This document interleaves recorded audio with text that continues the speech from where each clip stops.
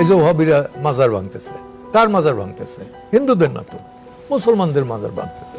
এবং এই দেশে যারা সুফিজম, সুফিরা নিয়ে আসছে ইসলাম, তাদের মাজার ভাঙতেছে। ওহাবিরা কার সৃষ্টি? ওহাবিরা ব্রিটিশদের সৃষ্টি। অটোমান এম্পায়ারের বিরুদ্ধে যুদ্ধ করার জন্য সৌদি আরবে আব্দুল ওহাবের দিয়ে এটা করাইছে।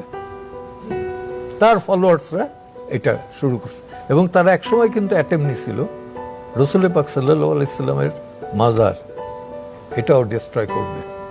শেষ সময় ব্রিটিশের এবার অ্যাডভাইস দিচ্ছে যে এটা করতে যাও না, টোটাল মুসলমানদের এটা পড়বে গিয়ে তাদের গায়ে।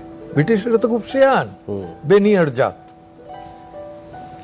যে কারণে ওইটার মদিনায় করে নেয়। আপনি ইতিহাস খুঁজলে পরে এটাও পাবেন, ইয়াজিদ তো মুসলিম, তো ইয়াজিদ তো কাবাগরের 1/3 ভেঙে ফেলাইছিল।